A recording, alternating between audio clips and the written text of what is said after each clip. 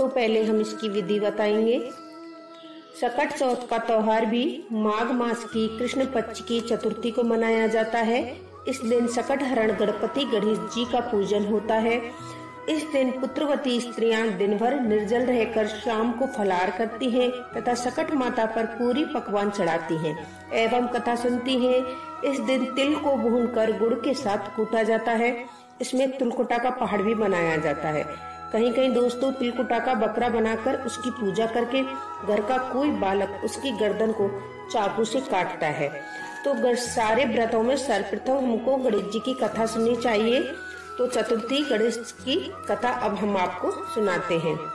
एक बार भगवान शंकर ने अपने दोनों पुत्रों कार्तिकेय तथा गणेश से पूछा, तुम में से कौन ऐसा वीर है जो देवताओं की रक्षा कर सके। तब कार्तिकेय ने अपने आप को देवताओं का सेनापति प्रमाणित करते हुए देव रक्षा योग्य अधिकारी बताया। इसके बाद भगवान शंकर ने गणेश जी से पूछा।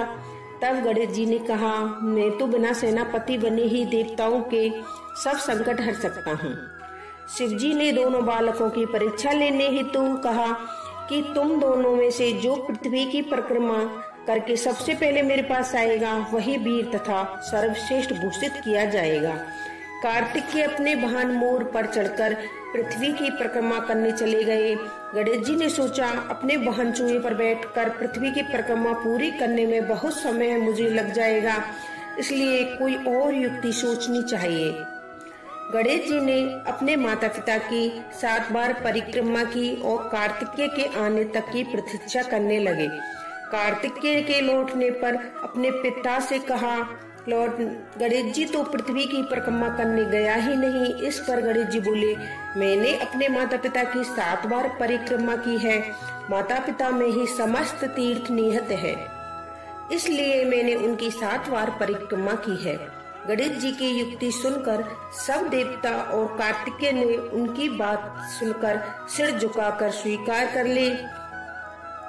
तब शंकर जी ने गणेश जी को आशीर्वाद दिया कि समस्त देवताओं में से सर्वप्रथम तुम्हारी पूजा होगी।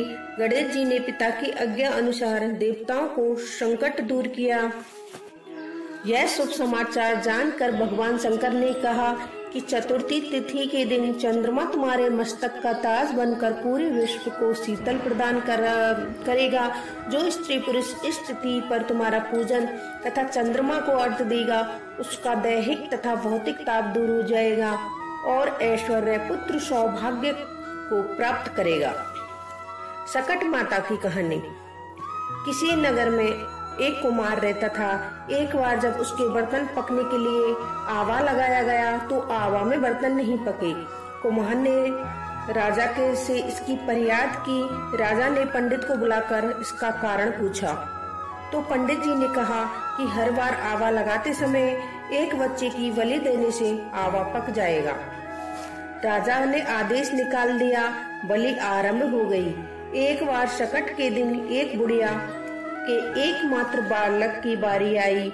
बुढ़िया ने लड़के को सकट की सुपारी तथा दूध का वीणा देकर कहा, भगवान का नाम लेकर आवा में बैठ जाना, सकट माता तुम्हारी रक्षा करेगी।